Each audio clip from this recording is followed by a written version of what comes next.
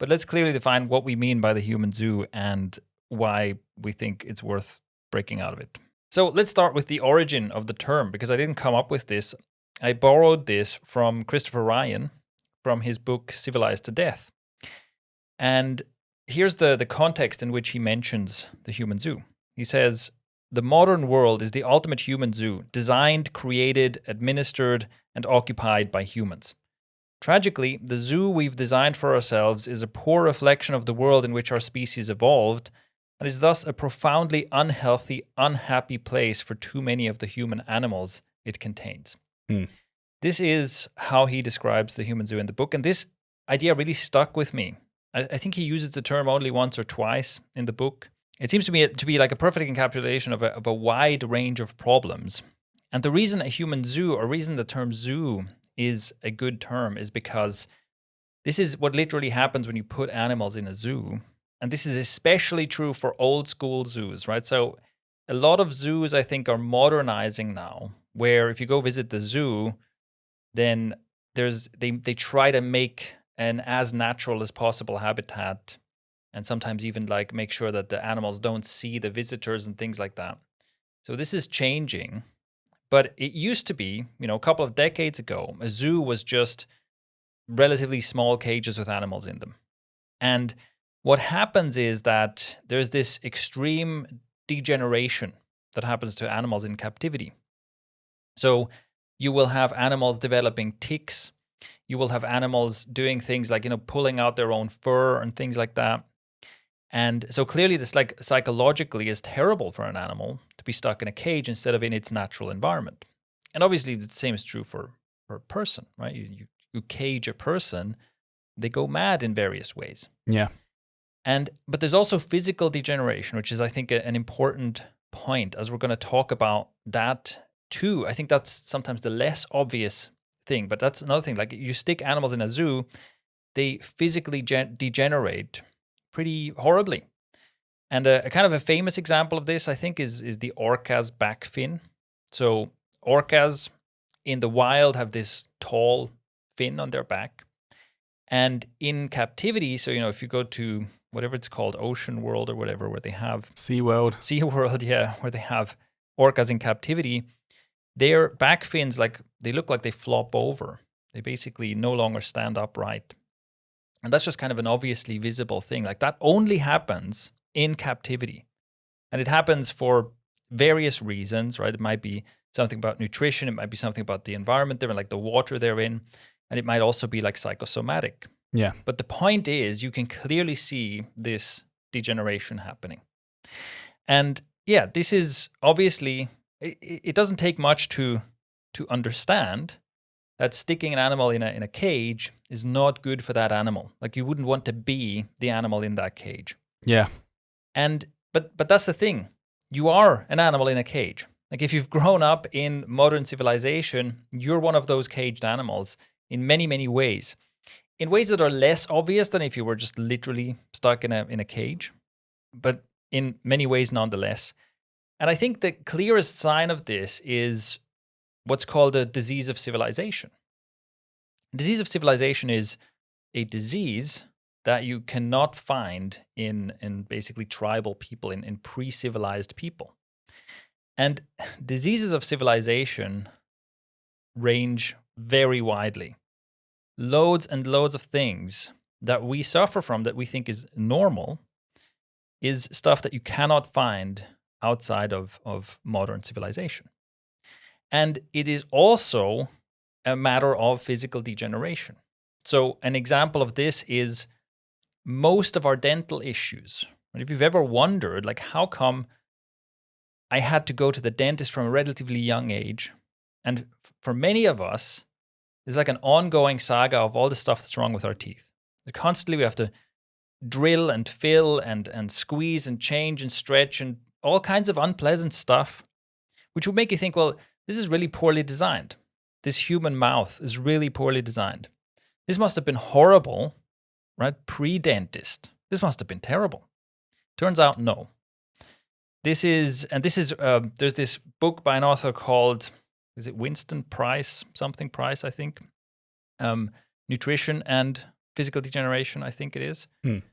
This guy basically at the turn of the century went around to the edges of civilization, essentially. So as industrial civilization was spreading, it was obviously it didn't arrive everywhere at once. So it would arrive in city centers and then kind of spread out from there, right? So for example, railway connections and factories being built and so on kind of spreads out. And he would go to the edge of that to see, okay, over here we have people who have been reached by industrial civilization. And over there we have people who are neighbors who haven't been reached by this yet. And he saw that, but almost immediately, right? Within a matter of years, this is one of the things you see. The people in civilization have all kinds of dental issues. Their jaws are all misaligned. Their teeth are rotting, all kinds of crap. And the pre-civilized people all have these perfect jaws full of perfect teeth. And they never go to the dentist, and they don't need to. That is crazy. That's like a plague. It's like right on the edge, and you could just say to these people who have got great teeth and everything, oh, by the way, it's coming. Yeah. Like if that been like a pathogen or a virus that causes that, it's like it's on the way. It's exactly like that, yeah, and it spreads. And we've basically forgotten about this because, yeah, we have no memory of this, right? Like I grew up in civilization. My parents grew up in civilization. We have no memory of what it was like before. And there are tons and tons of issues like that. If you look at, yeah, like I said, loads of issues that plague people, including, for example, acne, it's basically normal to have all these skin problems and need to put on God knows what creams and things to try and have normal looking skin. Turns out that's a disease of civilization. And the list goes on and on. It's crazy how many things we suffer from as a result of being in civilization. And again, if you think about the natural habitat of a human versus how we live, there's clearly a big difference. And it's a big difference that makes a big difference. And this is also something like, there is a level of awareness about this, where clearly we know and we keep hearing about all the problems, all the kind of mounting health problems, right? And I have a couple of notes about this, and I'm sure you've heard about loads of these, right? Yeah. For example, 45% of adults in the US have hypertension. And worldwide, it's about 1 in 4, so it's about 25% and rising, obviously. Heart disease, so all kinds of heart diseases are the leading cause of death globally. That's the thing that kills. It kills something like 18 million people a year. And the reason this is worth noting is that we tend to think of this as almost like that's what dying of old age is like. Oh yeah, you had a heart attack or something. Like this is not normal because these diseases are preventable.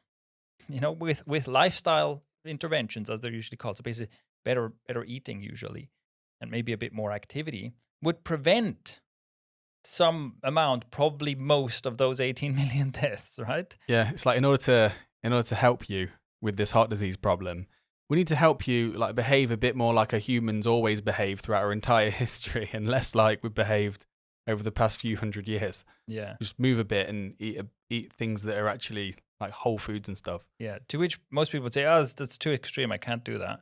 So alternatively, we're gonna basically put you in a coma and crack open your chest and go in with like knives and shit. It's like, yeah, I'll do that. I want that. You want to eat a bit healthier? Not in a million years. Yeah. Crack open my chest instead. Go on. Yeah. And of course, there's tons of these, right? Obesity, we all hear about the obesity epidemic. Well, not so much now that there's an actual epidemic going around. but obesity is something that is also just like a result of civilization, right? Very reliably, as modern civilization kind of moves in and rises, people gain weight like crazy. And so, yeah, here are some numbers I found. It's like by 2016, it was estimated about 39% of people over the age of 18 are overweight, and 13% are clinically obese, and that's worldwide, right? So that is basically 1 in 3 people is overweight, and that is overweight like to the degree where it becomes a health problem, right? We're not talking about someone that has a bit of a paunch, A bit of a paunch, bit of chub. Yeah. No. This is like overweight as a medical issue. Like this is causing problems, right? And obesity is interesting to think about because it leads to loads and loads of health issues, right? From like the joint wearing to things like hypertension, heart disease, and so on. It's closely linked, and it's just such a steep rise. It's crazy. And that's also something where, of course, and often the story that is told is like, oh, these people they should feed themselves better and they should be less lazy or whatever. It's like, oh, well, there's clearly something going on where the environment is causing this. You can't point at billions and billions of people and be like, this is all a matter of your individual responsibility. It's like, hold on, something else is going on here. Right. And that's also what a disease of civilization is. Like in many cases, of course, you can say, yes, if you changed the way you live, if you changed these, things in your life, then you could avoid these diseases. But the cause of the disease is the environment you find yourself in, which is basically inhumane. And these are, if we look at things like heart disease, obesity, and so on, these are easily measurable problems. And I think we can often be actually distracted by how bad things are by just looking at the easily measurable stuff, right? The obvious stuff. Because what's also on the rise are things like suicide and self-harm. And I mentioned suicide and self-harm specifically because those are not fudgeable. Because sometimes when people talk about the rise of mental health issues, kind of the canned retort to this is, oh, but that's just self-reporting. People are more aware of mental health and they report these issues more. It's like, okay, we can have an argument about that, but more people are killing themselves and harming themselves, and being hospitalized for self-harm. Okay, that is not a kind of a subjective, I just feel I'm just more sensitive to feeling bad these days. No. This is something really bad is going on. And even those are just the tip of the iceberg. Right? Because for everyone who takes it that far that they start cutting themselves or kill themselves, how many people are just suffering mental problems that don't lead to hospitalization, that don't show up in a statistic? Yeah. And this is also one of those things that is just drastically on the rise. I mean, it's shockingly on the rise, this kind of mental health issue. I couldn't believe it when I learned that in the UK it was the biggest killer of men. I think it's under 40. I was just like, no, surely not. Surely there's something else. Surely something in nature is killing us more than ourselves. But apparently not. Yeah, and that's crazy, right? That's a crazy place to arrive at, where so many people just can't take it anymore and kill themselves. If that's your last option, like you're overriding your survival instinct, then things have to be pretty bad. And this, again, because we can see this, it's a systemic issue, which is to say that it affects essentially the entire population. It's predictable. Like you can tell, okay, for example, when social media use goes up, then these mental health issues and hospitalizations and so on go up, right? It's predictable. So that is why I think the human zoo is a really good way of thinking about it. It is an environment that we find ourselves in that is inhumane and that causes all these problems as a knock-on effect.